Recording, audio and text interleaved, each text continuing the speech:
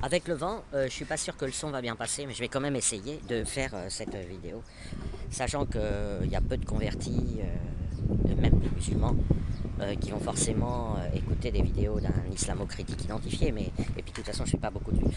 Mais je voudrais rappeler qu'on a des techniques, des outils mathématiques intéressants qui permettent d'identifier un cœur actif ou un socle conceptuel dans une théorie qui est parfois délayée, parfois on essaie de tromper les gens avec de la propagande, etc. Et ce, sans être infidèle à l'auteur. Donc je rappelais ce que c'est quand même que l'islam de cette manière-là, c'est-à-dire en tenant compte des résultats de ces algorithmes, qui sont, vous pouvez très bien ne pas me croire, hein, voilà, mais moi je vous donne le truc. J'ai pas perdu du temps à enquêter, à construire des outils pour le plaisir de mentir, je vois pas l'intérêt, surtout pour faire 10 vues. L'islam, c'est un renoncement à la dunya ça veut dire la vie terrestre.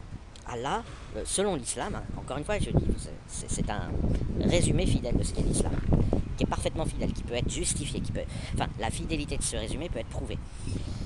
Avec des moyens puissants, hein, mathématiques, logiques, c'est pas, voilà, je me suis pas levé un matin, ou c'est pas une opinion d'intellectuel ou d'écrivain. Okay, c'est beaucoup plus solide que ça.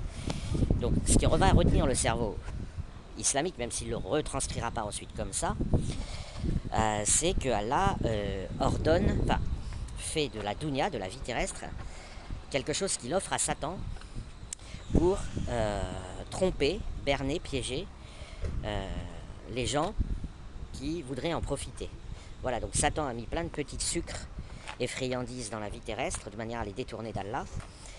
Et Allah et Satan, ils ont une sorte d'accord qui est que ceux-là, ceux qui ne sont pas musulmans donc, seront donnés à Satan définitivement pour l'éternité et brûlés vifs éternellement dans l'huile bouillante, en étant maintenus réveillés, en sentant toutes les souffrances. Et les autres, les musulmans, ceux qui auront accepté de renoncer à la dunya et fait les obligations islamiques, ils iront au paradis. Alors c'est vraiment important, la dunya, c'est profiter de la vie ou vouloir construire quelque chose dans la dunya, dans la vie terrestre, et haram dès le départ en islam. Okay, la règle d'or moyenne du musulman, c'est un ascétisme actif, c'est-à-dire c'est non seulement je dois considérer que cette vie c'est de la merde et c'est un piège, on a juste rajouté du sucre pour cacher le goût de la merde, mais en plus je dois la détruire, je dois faire la dawa, donc c'est là où il y a un côté actif, c'est-à-dire je dois répandre la déchetterie, la désolation, la souffrance sur terre pour montrer que j'ai compris, pour montrer que cette dunya c'est un piège de Satan. Et ça, ensuite, vous le déclinez de manière algorithmique. C'est pour ça qu'en moyenne, hein, encore une fois, l'islam détruit tout, génère des guerres, des souffrances, le djihad, le viol, la torture, etc. Ce n'est pas, même s'il y a des gens qui profitent de l'islam pour leur propre intérêt, pour violer des femmes, esclavagiser des femmes, à la base, la moyenne islamique, c'est pas mafieux, c'est l'au-delà. C'est un deal sincèrement approprié par le musulman moyen, enfin l'applicateur.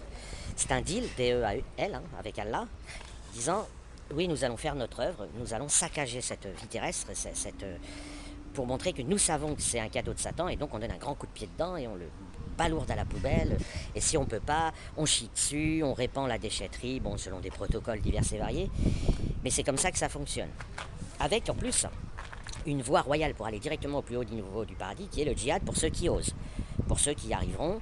Même s'ils ont fait plein de péchés, bu, forniqué, enfin tout ce que vous voulez comme péché, à partir du moment où, selon l'islam, ils se repentissent d'une manière, en acte ou en intention, et accomplissent le djihad, c'est-à-dire vont tuer des mécréants, et se font tuer par ces mécréants en réaction après en avoir tué quelques-uns par leur service de police ou autre, ils sont dispensés, tous leurs péchés sont effacés, ils sont dispensés du jugement dernier, dispensés de la tombe, parce qu'en islam il y a un système d'examen, vous passez par la tombe, dans la tombe vous commencez à subir des misères, et après il y a le jugement dernier pour le musulman ordinaire si vous voulez, après il y a le paradis si ça va quoi, okay, et si ça va pas c'est l'enfer, et pour les mécréants c'est direction l'enfer sans jugement.